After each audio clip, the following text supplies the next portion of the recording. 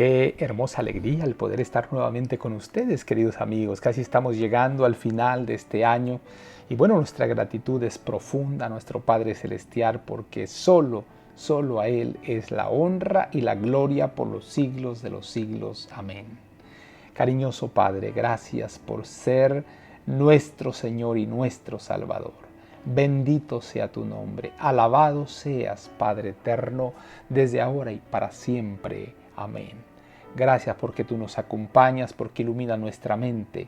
En el nombre de Jesús, nuestro Señor, lo agradecemos todo. Amén, amén y amén.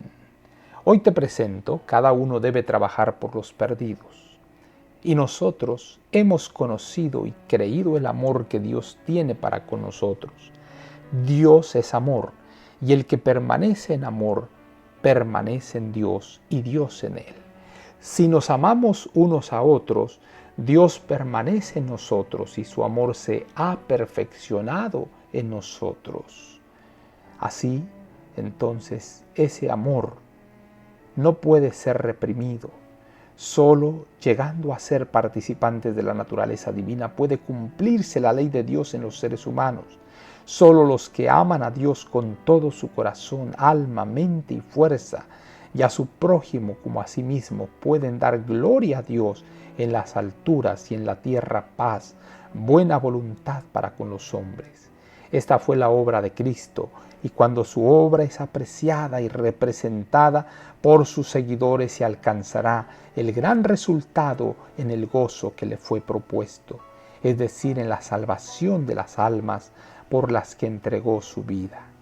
El Señor ha estado trabajando constantemente de generación en generación para despertar en el alma de los seres humanos un sentido de su parentesco divino y de esa manera establecer un orden y una armonía divina proporcionales a la grande y eterna liberación que ha efectuado para cada uno que lo recibe. El Señor exhorta a todos los que profesan creer en Él a ser colaboradores con Él, que usen cada habilidad dada por Dios, cada oportunidad y privilegio para llevar a Jesucristo a las almas que perecen y que están dentro de la esfera de su influencia. Aquí está la única esperanza para la transformación del carácter. Esto dará paz y gozo al creer y los capacitará para la sociedad de los ángeles celestiales en el reino de Dios.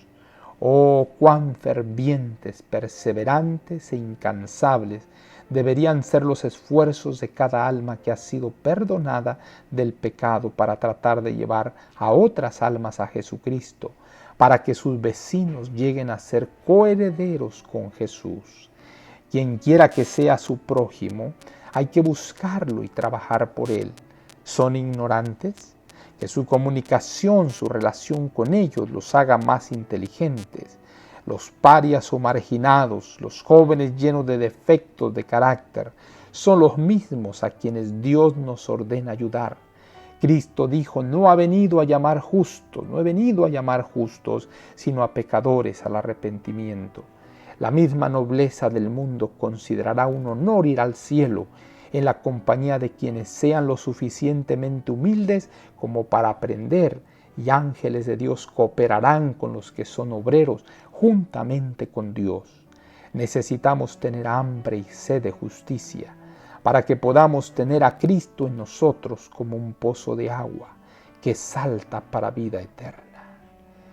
Instrucciones especiales relacionados con la revista y la oficina de la Review and Herald. Querido Padre, en este momento pedimos tu bendición. Gracias, Señor, porque hoy tú nos das hambre y sed de justicia para que podamos tener en Cristo en nosotros la fuente de vida que calma nuestra sed. Tú eres nuestra única esperanza para la transformación de nuestro carácter. Toma nuestro corazón. En el nombre de Jesús lo agradecemos todo. Amén, amén y amén. Jehová te bendiga y te guarde.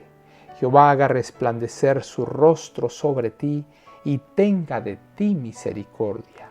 Jehová alce a ti su rostro y ponga en ti paz.